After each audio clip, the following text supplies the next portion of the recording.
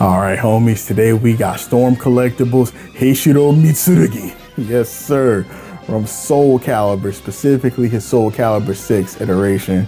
Love it, man. I can't, still kind of in disbelief that I got a Soulcalibur figure in my hands. It would be amazing if they decide to go back to this line.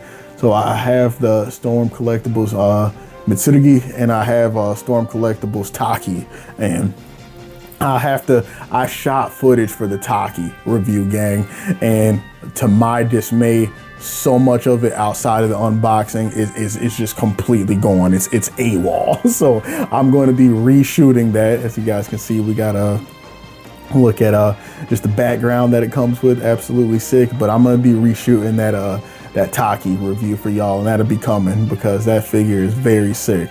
But as you guys can see here, man, we got Big Mitsurugi, dude. He's just one of my favorite characters from that series. I'm partial to my homie Mitsurugi. I like Taki. I like Sophitia. I've seen it pronounced multiple ways. There's a lot of different characters. Siegfried is cool. There's so many cool characters in Soulcalibur, man. Just great designs. But taking a look at the box over here, man, as you guys can see, pretty standard, I feel like, Storm Collectibles fare, where you get your effect piece, which is so cool. I love the way this looks, man. This thing looks absolutely glorious in motion and in photos and everything. That effect looked great.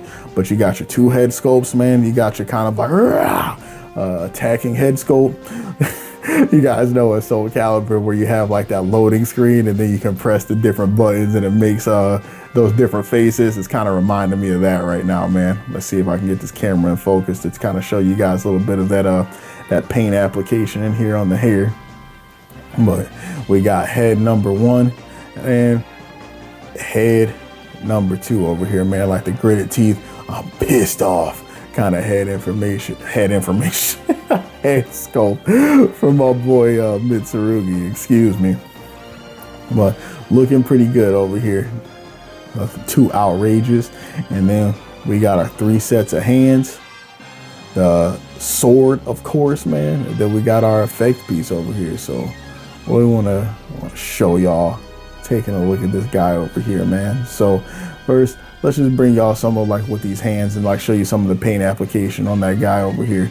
Looking great, no? I mean, look at the armor, the solid paint work all throughout. I think that looks really great to me, man. You can kind of see like the subtle layers and stuff on the paint and just like the different textures and different spots to kind of give it that realistic like armor looking feel. Very, very cool stuff, man. I like it. And then we got our sword holding hand right here. And then we got our bare hand, man, kind of our martial arts hand doing stuff over here. For Mitsurugi, he's got that, got his blades and stuff knocked away. I like this one as kind of like a unsheathing the katana thing, you know, like that samurai, like quick draw kind of stance, like the EI stance, where you're getting ready to pull it out and everything. You got that happening. Then your hand holding hand for his bare hand, and then you got the blade. Take a look at here, man. We got our scabbard and sword, and then shing, pull out the sword. Take a look at that one if the camera decides to focus. There we go, a little bit better. You guys can see on that. It's a chunky blade too, man. That's one of the things that surprised me. It's like not in a bad way or anything, but this is just it's a chunky katana over here. Surprised me. And then we got the man Heishiro himself, man. Heishiro Mitsurugi. If I really want to be proper about it over here. You guys, can you see over at the bottom, I got my son. He decided to come grace us with during the review over here. Little homie's playing some Roblox. Great game. But let's take a look at the paint application, man. The armor all the way around. What do you guys think, man? I think that it looks very, very solid. He just looks great. Look, the intricacy in the armor, man, is just something that every time I examine this figure, it looks so good. Just the detail, right? Like the various, like how it's layered, the little like markings and indentations and stuff on it, the various paintwork and colors spread throughout, where you kind of have like the gold trim in just various places. This looks so good, man. They did outstanding work on this guy. He's very detailed and looks super, super good. Love how much love and care that they put into doing my man Mitsurugi right, making sure that he got his fit. And even like I was kind of surprised at how good this T-pose was, if I'm being honest. I thought that chunky armor was just gonna interfere maybe a lot more than it does, but he's looking good. I will say though, as you guys will see, I had one fatal flaw with this figure that we're gonna talk about that'll be coming up. So you guys can kind of see here, I'm messing with the bicep swivel a little bit, and that's a hint about one of the problems that I'm gonna be discussing over here with y'all, where if you guys heard my nightmare story about Storm Collectibles Ken, this is kind of a similar situation, though not as drastic, with my man Heishiro over here at Mitsurugi when we were trying to show some stuff. But just showing you guys a little bit about like that curl that he's kind of getting in the arm and everything over here. Take a look at our elbow joints and everything. See what that bend is looking like. How far can my homie flex? Take a look at that bend in the wrist over here. And really all of this is exactly what you would expect out of Storm so far, man, meaning good. You know, I'm not meaning that in a bad or like an awful complacent way whatsoever. Like it's moving exactly like you would hope, and honestly even better than I thought it would move, considering how bulky of a character Mitsurugi is with his armor that he has on and everything, man. I thought that really could have the potential to interfere with this fella a lot. And not saying that he doesn't have his like pain points or anything, but oh. You know, this unpegged hand. Okay, so maybe there was 2 headaches that I encountered with this one, because I remember that hand peg. Now that we're doing this, I remember that bad boy coming out a lot. You know, I remember that kind of like serving me up a couple of headaches. So that's going to be like the mileage varying on this Mitsurugi figure, to be honest, right? I don't know if these are going to be things that are found in just every copy of this guy where it's just some kind of like manufacturing defect, or if it's like just a QC thing, you know, that I got unlucky with like my particular copy of him in some ways. You know, I'm not saying he's the worst. You gotta take a look at a little bit of that forward and back bend, but there were definitely some QC related things that happened while I was trying to get this fella moving and posed up that we'll talk about. But as you guys can see, talking about that articulation, right, like it's surprising for as bulky of a character that he is, at least for me. You know, I wasn't expecting it, like being able to get him to move in the ways that he can for a character this size, armored up this way. Really good manufacturing, man, really good engineering. So that's where you're kind of getting your back bend, which is butt kicks, which aren't going back crazy far, because as you can see, how bulky that pant leg and stuff is, that's really kind of interfering with it. But let's take a look at the rest, man. We'll talk about this Mitsurugi figure. So we got our boy Big Heish standing in front of us over here, looking you dead in the eyes. Oh, this is absolutely terrifying. All right, gang, so let's take a look at Big Heish over here. So as you guys can see, we're just kind of bending them up over here, getting them all balled up and just messing around with some of the general articulation, trying to see how far I can get like those knees and shins to move there behind them, as well as just playing around with some of the head articulation, right? So taking a look, man.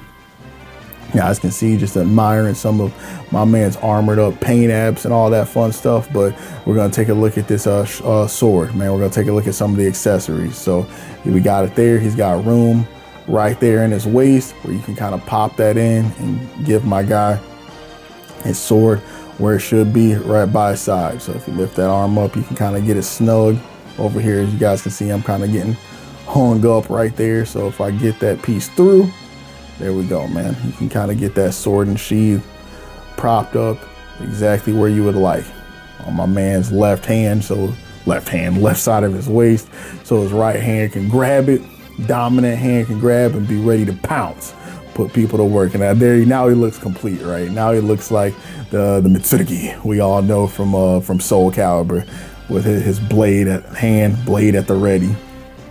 Soulcalibur is an absolute classic, man. Just in that world of like weapons-based fighting games, that game like really put me on to some cool stuff. Oh, I dropped the homie's bracelet over here. Let me give Mitsurugi back his bling, man. He can't be without that. So just trying out some of those different hand accessories, man. seeing how everything pegs in. And we'll kind of show off a little bit about, look at that rotation, man. It's really good. We were talking about like the nuance and subtlety and like the posing and everything like that, right?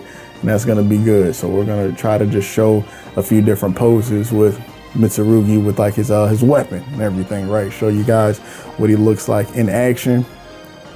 And I'll talk with you a little bit about some of those QC related headaches that I had, because those will be coming up as you see me trying to post this guy, just trying to get him in. Bomp, womp, womp. Right there, y'all. This was the thing that's been giving me headaches with this figure this entire time, man. So as you can see, like nothing broke off or anything, but this is the tail of the tape with my copy of Heiichiro Mitsurugi, man. Not saying that everybody's gonna have this experience, but you guys don't know how many headaches I was getting every single time I was trying to like pose this guy up and dealing with that right arm. It was just, I had to fight for my life every single time, man. It just kept popping out and then popping out and then popping out again. And so I was like, there was definitely frustration points. Now, once I got it exactly where I wanted and like put up on the shelf and everything, like as you guys can see, man, like dude's beautiful figure. You know, like the sculpt work on this guy is just magnificent, man. He looks so good.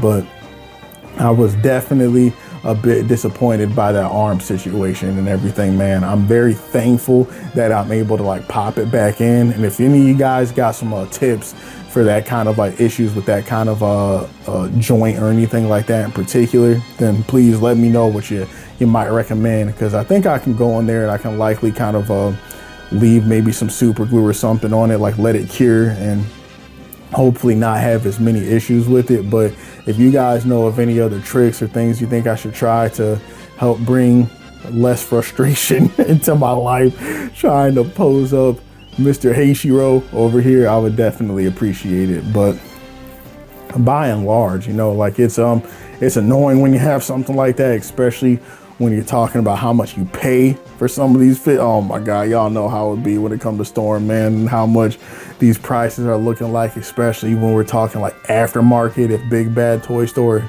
or some of these other places don't have stock. Oh goodness. But in reality, man, I got it as a Christmas present, you know, so for this one in particular, I can only complain so much. But as you guys can see, right, like trying to do just some of the dual arm posing, and then it popped out on me again, bro. Come on, brother.